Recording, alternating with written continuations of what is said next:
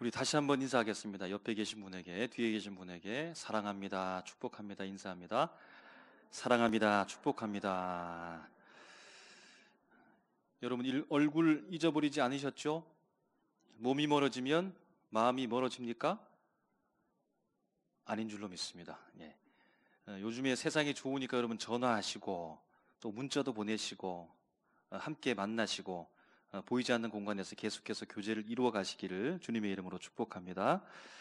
그럼 예전에 그런 말이 있었는데 요즘도 이런 말이 유효할지 잘 모르겠습니다. 어디에서는 줄을 잘 서야 된다. 어느 곳이 유리한지 내게 이익이 되는지 혹시 손해를 입히진 않을지 잘 살피고 눈치껏 선택해서 그래야만 그곳에서의 생활이 편하다라는 말이 있습니다. 여러분 이 말에는 또 한 가지 적당히라는 의미도 담겨 있습니다. 너무 바르게, 너무 정직하게, 너무 곧이곧대로, 너무 최선을 다해서 너무 열심히 하지 말라는 것이죠. 그렇게 한다 할지라도 오히려 자기에게 칭찬이나 또 잘한다고 누가 인정해 주기보다는 오히려 자기만 힘들 수 있으니 그렇게 너무 하지 말고 적당히 해라라는 말입니다. 그것이 더 현명하지 않겠는가라고 하는 것이지요.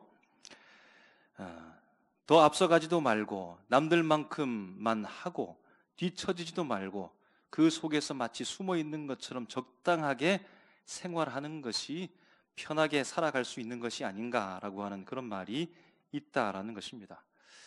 여러분 그러나 이 삶에 웃음은 있고 자신의 경험에 대한 이 이야기를 다른 사람에게 할 때는 즐거움이 되기도 하고 또 하룻밤에 이야기꽃을 피우면서 박장대소하면서 그렇게 웃을 수 있는 이야기는 될 수 있지만 무엇은 없을까요?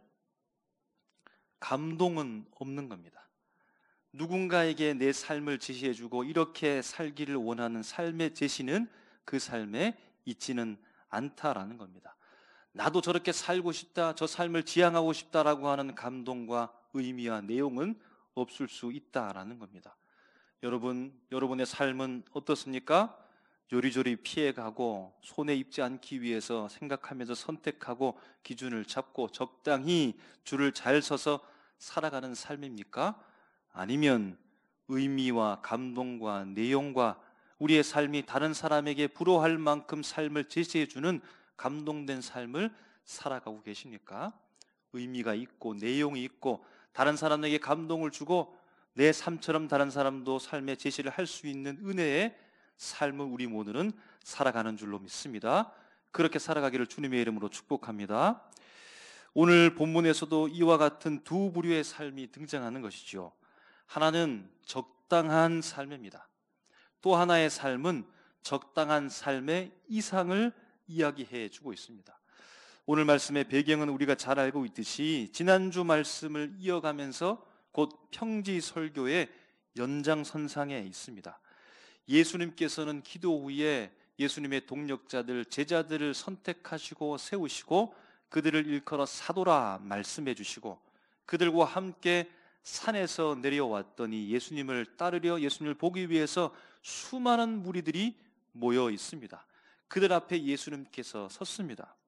예수님을 찾아와 예수님을 보기 위해 모이던 그 무리들의 소원은 무엇이었을까요?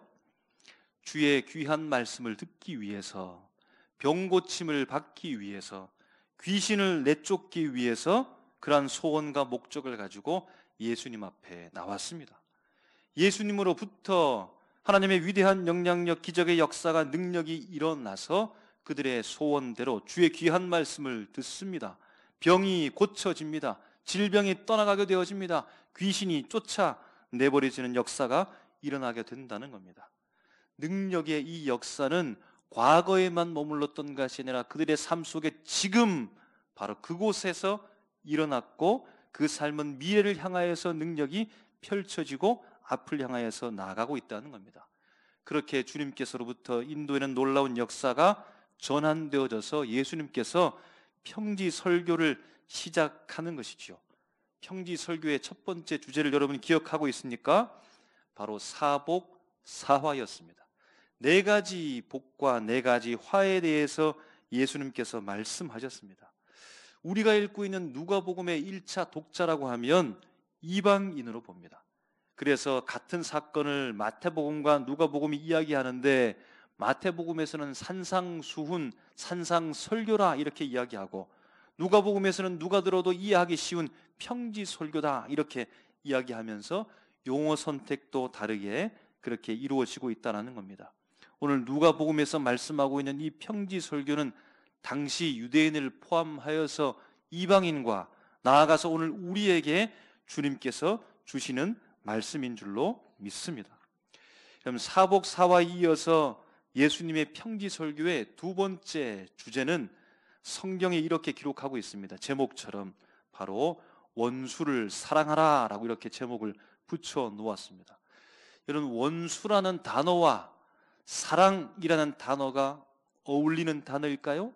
우리는 많이 들었기 때문에 원수와 사랑에 대해서 그렇게 거부 반응 없이 다른 의미가 아닐 것이다 라고 생각하면서 자연스럽게 받아들일 수 있지만 어떠합니까? 원수를 갚아야 되고 그 사람을 버려야 되고 제거해야 되고 형벌해야 될, 사라지게 해야 될 대상인데, 사랑은 무엇일까요?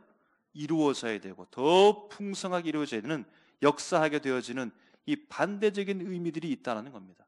그런데 원수와 사랑이 함께 있습니다. 함께 붙어 있습니다. 그냥 적당히 봐주어라, 원수를 너무 심하게 갚지 마라, 원수를 어느 정도 미워만 해라, 너무 미워하지는 마라, 여러분, 이 정도의 요구가 아니지요. 이 정도의 사랑을 말씀하는 것이 아닙니다. 원수 같은 그 사람, 아니 원수를 사랑하고 선대하고 축복하고 기도해 주어라 라는 말입니다. 거절하지 말고 줄 것이 있으면 주어라, 아니 더 적극적으로 주어라, 자비로운 자가 되어라 라는 말씀이 오늘 본문의 말씀입니다. 여러분, 말은 쉽게 할 수도 있겠습니다.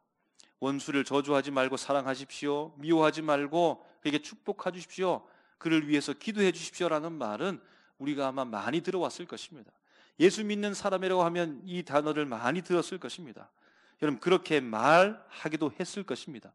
그런데 오늘 본문을 보면 그런 말에만 그치는 것이 아니라 실천적인 행동으로 나아갈 수 있도록 구체적인 그 내용까지 우리에게 제시해 주고 있다는 겁니다. 29절 말씀에 보면 이렇게 말합니다. 우리가 익숙하게 들었던 말씀일 겁니다. 너의 이 뺨을 치는 자에게 저 뺨도 돌려대며 라고 말합니다. 뺨에 해당하는 헬라어 시아곤이라는 말은 턱이나 턱뼈에 대한 말입니다. 그런데 아래턱은 아닌 것 같습니다. 왜냐하면 이 뺨과 저 뺨, 이쪽 저쪽에 대해서 이야기하는 것이니까 턱에 가까운, 턱 부위에 가까운 뺨일 것이다 라고 그렇게 볼 수 있다는 겁니다.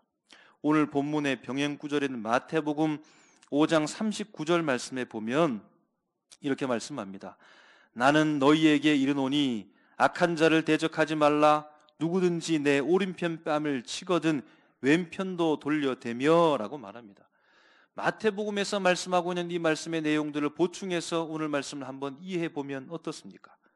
그럼 상대방 앞에서 한 사람이 이 사람의 뺨을 한 손으로 때리는 방법이 어떻게 될까요? 손바닥과 손등으로 때릴 수 있습니다.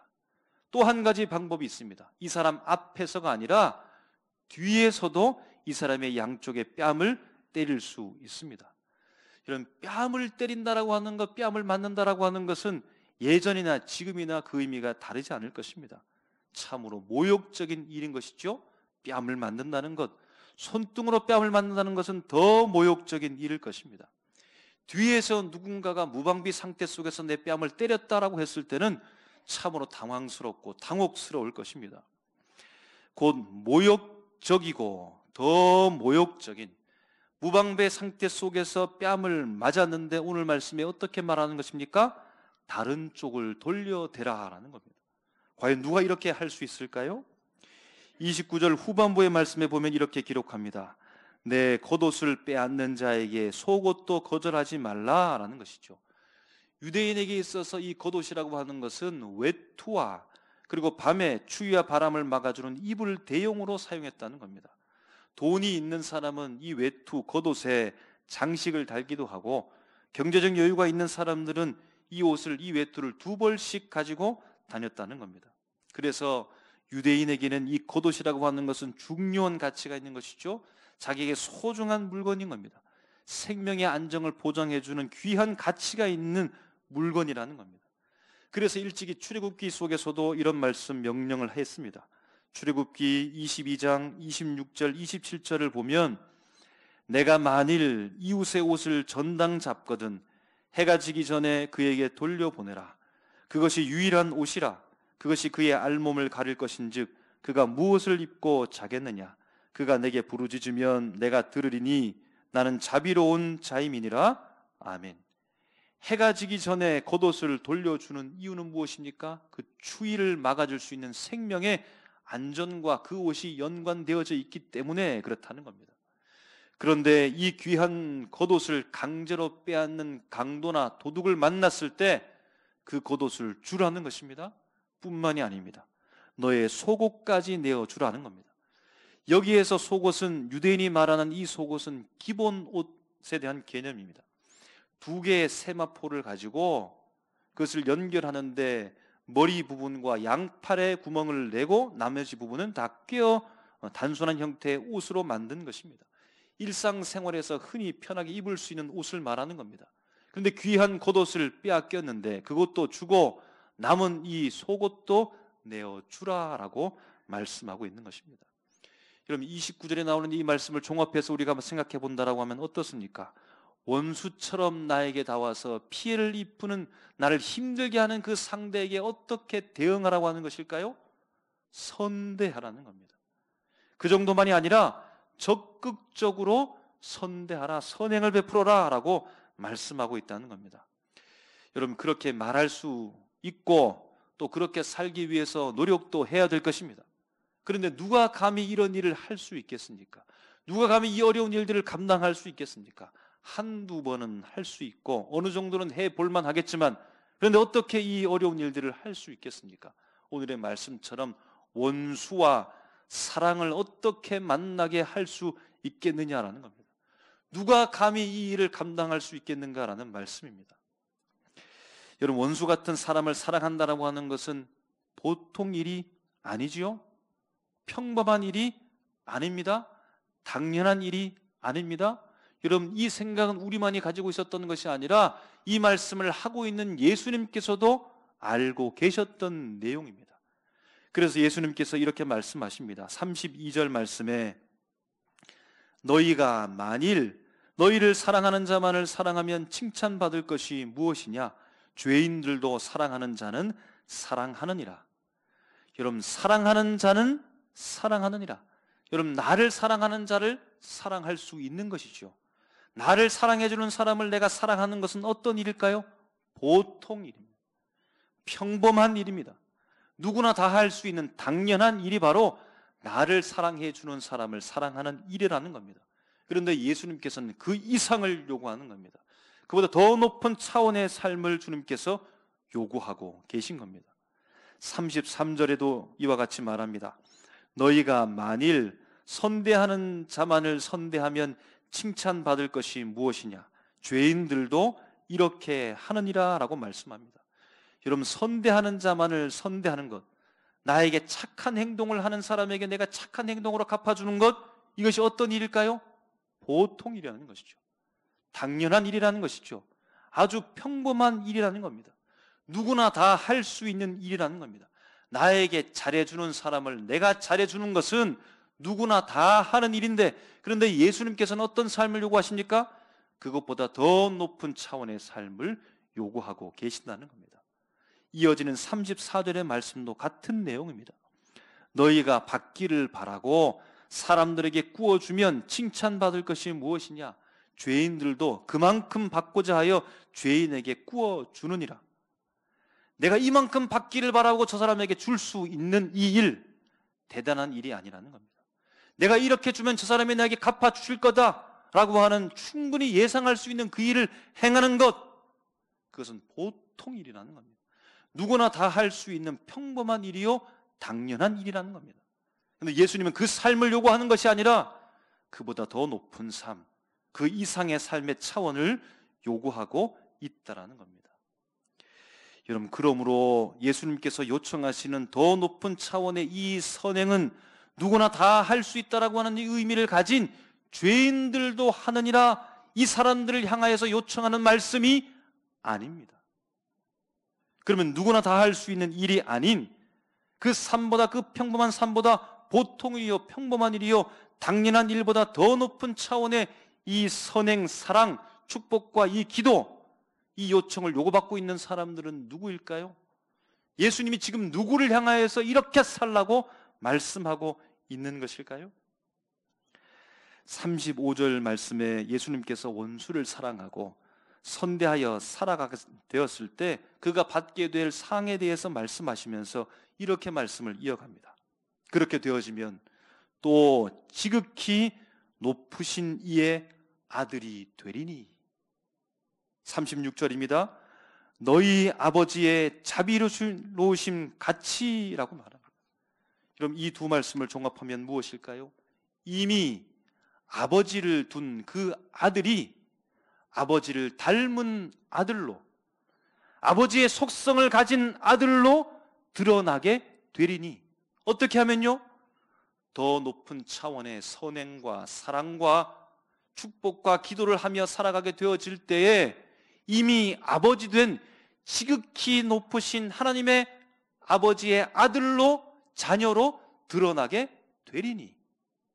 그 삶을 살아가게 되어지면 원수 같은 원수를 선행을 베풀고 사랑하고 축복하고 기도하는 삶으로 살아가게 되어지면 살아계신 지극히 높으신 그 하나님의 아버지의 자녀로서 증명될 것이니라는 말입니다.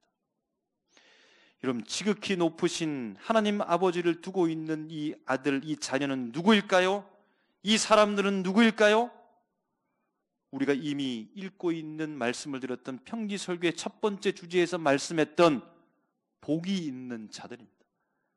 어떤 자들이 복이 있다라고 했습니까? 가난한 자는 복이 있나니 하나님의 나라가 너희 것임이요. 예수 그리스도 앞에 나와서 주의 말씀을 듣고 있는 그들 앞에 예수님께서 그들에게 무엇을 주었다는 겁니까? 하나님의 나라를 이루어지게 했다는 겁니다. 하나님의 나라를 부여받은 자들이 바로 어떤 사람이란 말입니까? 지극히 높으신 살아계신 아버지의 자녀라는 말입니다. 그들이 곧 하나님의 나라를 가진 자, 이 사람들을 어떻게 이름할 수 있을까요? 누구라고 말할 수 있겠습니까? 하나님 나라의 자녀, 하나님 나라의 백성이라는 겁니다. 오늘 말씀을 따라서 오늘 누구라고 말할 수 있다는 말입니까? 하나님 나라의 백성, 하나님 나라의 자녀라는 겁니다. 이 땅의 백성, 죄인들, 이 땅에 속한 자, 이 땅의 통치 속에서 매여서 고통받다가 그 속박으로부터 해방되어진 하나님의 나라를 부여받은 그들, 오늘 예수 그리스도 앞에 하나님의 나라를 선물 받고 있고 그 선물을 누리며 경험하고 바라보고 있는 그들을 향하여서 주님께서 말씀하고 있다는 겁니다.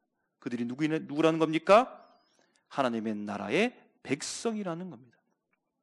하나님 나라의 백성이므로 죄인들이 하는 것 이상의 선행을 베풀고 선대하며, 죄인들이 하는 그 이상의 사랑을 하며, 죄인들이 하는 삶의 그 이상의 축복을 하며, 죄인들이 하는 그 삶의 이상의 기도를 할 수 있다는 겁니다. 그렇게 살아내야 된다라고 오늘 예수님께서 말씀하고 있다는 겁니다. 여러분, 이 사람들이 오늘날 누구일까요? 이 사람들이 오늘날 누구로 말할 수 있을까요? 오늘 이 시간에 성령에게 이끌리어 예수 그리스도 앞에 예수를 구주로 고백하며 하나님의 나라를 선물 받고 그 하나님의 나라를 경험하고 하나님의 나라를 바라보고 있는 여기 계신 사랑하는 모든 성도들이 하나님 나라의 백성인 줄로 믿습니다. 여러분들은 하나님 나라의 백성입니다. 지극히 높으신 그분이 바로 우리의 아버지입니다. 독생자 예수 그리스도께서 우리에게 주신 선물이 무엇입니까? 하나님의 나라입니다. 하나님의 나라에서 우리가 함께 그것을 바라보고 경험하면서 누리면서 오늘 살아가고 있는 우리가 바로 하나님의 나라의 백성이다라고 하는 사실입니다. 그래서 죄인들, 평범한 보통의 적당한 삶의 당연한 삶으로 머무르는 것이 아니라 그 예상의 삶을 오늘 예수께로부터 요청을 받고 요구를 받으며 우리가 살아갈 수 있습니다. 살아내야 합니다. 성령께서 우리에게 내주하시니 그 삶을 살아갈 수 있도록 우리에게 힘 주실 줄로 믿습니다. 여러분, 설악산의 마지막 지객꾼을 아십니까? 여러분 들어보셨나요? 이분은 16살부터 시작한 지객꾼의 그 일은 어느덧 50년이 흘러서 약 65세가 되었다는 겁니다. 60여 명이 시작해서 이제는 단 한 명 자신 혼자만 남아서 산 곳곳마다 짐을 나르는 그 일을 한다는 겁니다. 여러분, 산에 등산할 때 혼자 맨몸으로 걸어간다 할지라도 숨이 가쁜데 어떻게 지게 짐을 지고 그렇게 올라갈 수 있을까요? 이분이 젊었을 때는 120kg, 130kg의 짐을 지고 올라갔다는 겁니다. 큰 냉장고를 지고도 산 높은 정상까지 그렇게 올라가는 겁니다. 요즘에는 60kg까지 짐을 지고 올라간다고 합니다. 그렇게 짐을 지고 올라가는데 비선대까지 걸어서 30분, 흔들바위까지 1시간, 짐을 지고 비룡폭포까지 1시간 반, 대청보까지는 짐을 지고 6시간 만에 올라간다는 겁니다.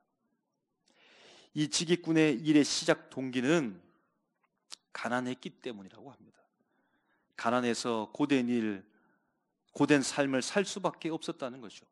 가난해서 학교도 그만두고 공부도 그만둘 수밖에 없었답니다.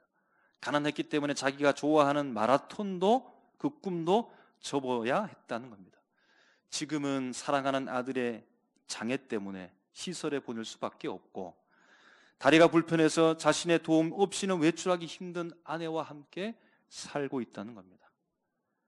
여러분, 이분에게 몰아친 세상의 풍파와 도전들이 보통의 도전과 풍파가 아니죠? 참으로 거세고 만만치가 않습니다. 모든 것이 좌절인 것만 그처럼 보이는 겁니다. 이렇게 힘들게 살아가게 되어지면 삶을 포기해도 모든 사람이 인정해 주지 않을까요? 그럴 만도 하다. 이렇게 힘들게 살아가는데 그럴 만도 하지. 그렇게 안타까운 마음으로 혀를 차면서 그렇게 소리하겠습니까? 그런데 지객꾼의 그 일이 이분은 고백하기를 자신의 달란트에 맞다라고 고백합니다. 그 열심히 긍정적으로 살아갑니다. 지금까지 기부한 금액이 1억 원이나 된다고 합니다. 왜 이렇게 열심히 사세요? 라고 질문했더니 이분이 이렇게 대답합니다. 사람이 눈으로 보지 않는 이상 어떻게 하나님이 있냐면서 믿지 않는 사람이 엄청 많아요. 그 증인이 되려면 내가 하는 일은 꾸준히 해 나가야겠더라고요. 그래서 나를 보고 사람들이 깨달을 수 있도록 증인이 되기 위해서는 확실하게 보여줘야 되잖아요. 몸으로 보여줘야 되잖아요. 이렇게 말하는 겁니다. 저는 이 말을 들으면서 이분이 말했던 그 증인이 누구겠습니까? 하나님의 증인 아니겠습니까? 하나님 나라의 백성으로서의 증인이 아니겠습니까? 설악산 마지막 지객꾼의 방 안에 스크랩해 놓은 액자에 이런 글이 적혀 있습니다. 왜 산에 오르느냐는 질문에 어느 산악인은 대답했다. 거기 산이 있기에 라고. 설악산 지객꾼 임기종 씨에게 물었다. 왜 설악에 오르는가? 그는 말했다. 내가 도울 이웃들이 있기에. 여러분, 수많은 무리들이 모여있는 그 평지에 예수님의 말씀을 듣기 위해서 왁자지껄에 모여든 그 무리들을 향하여서 예수 그리스도의 빛나는 능력을 통하여서 그들의 질병을 고치고 귀신을 떠나게 하는 그 역사의 삶 속에서 주 예수 그리스도께서 말씀하시는 말씀을 듣고 있는 그들에게 이런 원수를 선대하는 삶을 살아가는 것 쉬운 일이 아니지요. 그러나 여러분 어떻습니까? 하나님 나라의 성도는 그렇게 살아가야 된다는 것이고 그렇게 살 수 있다는 겁니다. 지금도 그렇게 살아가는 사람들이 많이 있습니다. 사랑하는 성도 여러분, 우리가 누구입니까? 다시 한번 묻습니다. 다시 한번 생각해 보시기 바랍니다. 여러분, 우리는 누구입니까? 우리는 하나님 나라의 백성입니다. 성령에게 이끌려 예수를 구주로 고백하고 지극히 높으신 하나님의 자녀가 된 복 있는 사람들입니다. 우리는 천국을 소유한 자입니다. 하나님의 나라를 소유한 자입니다. 우리에겐 소망이 있습니다. 이 세상의 여건과 형편에 좌우되는 사람들이 아니라 이 땅의 어려운 형편과 힘든 상황들 속에서 건져내 주신 구원받은 하나님의 나라의 친백성으로 삼아주신 주의 백성으로 살아가는 하나님의 자녀라는 사실입니다. 여러분, 그러므로 우리가 서로를 바라볼 때에 축복해 주십시오. 가난한 자는 복이 있나니 하나님의 나라가 너희 것이요. 집사님, 권사님, 장로님, 우리가 하나님의 나라의 백성이군요. 얼마나 좋습니까? 우리가 다 한 식구지 않습니까? 우리에게 하나님의 나라가 있는데 절망하지 말고 좌절하지 말고 우리 함께 일어나 가시지요. 서로에게 축복해 주시기 바랍니다. 힘들어하는 사람에게, 좌절하는 사람에게, 손에 맥이 빠진 사람에게 손을 잡아 일으켜 세워주면서 서로서로 축복해 주시기 바랍니다. 우리가 바로 복음을 가진 자라고, 우리가 바로 복이 있는 자라고, 우리가 바로 하나님의 백성이라고, 우리에게 바로 하나님의 나라가 지금 이루어져 있다고 이렇게 고백하면서 여러분 축복해 주시기 바랍니다. 그래서 주님께서 우리를 향하여 죄인들이 아니라, 아직 예수님을 알지 못하는 그들이 아니라, 그들의 삶은 어떠합니까? 보통의 삶, 누구나 다 할 수 있는 삶, 사랑해줘야 사랑하고, 내가 피해를 입지 않아야 해줄 수 있고, 내가 받아야 선행을 베풀을 수 있는 그런 보통의 삶을 살아가지만, 그러나 세상과 바꿀 수 없는 최고의 가치인 하나님의 나라를 우리가 가지고 있으니 주님께서는 우리에게 그렇게 요구한다는 겁니다. 원수 같은 사람, 아니 원수에게 사랑하고 선행을 베풀고 축복해주고 그를 위해서 기도하는 자들이 되라. 너희 하나님 아버지께서는 어떠한 분이냐? 나를 믿고 믿지 않는 사람 모두에게 그 태양과 비를 골고루 내려주시는 자비로우신 하나님이다라고 주님께서 우리에게 말씀해주고 있습니다. 그렇게 자비로우신 하나님 아버지를 둔 우리는 그분의 자녀입니다. 하나님 나라의 백성이다라는 사실을 여러분 기억하시기 바랍니다.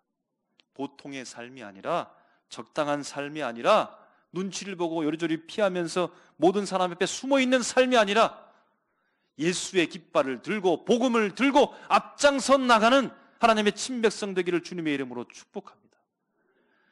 원수 같은 사람을 축복하고 사랑하고 선대하며 기도하는 삶으로 살아가서 세상 사람들 앞에 마침내 저 사람이 지극히 높으신 살아계신 하나님의 자녀가 되리니, 하나님의 자비로우심을 닮아가는, 날마다 그의 속성을 닮아갈 수 있는 우리 모습 되시기를 주님의 이름으로 축복합니다. 기도하겠습니다.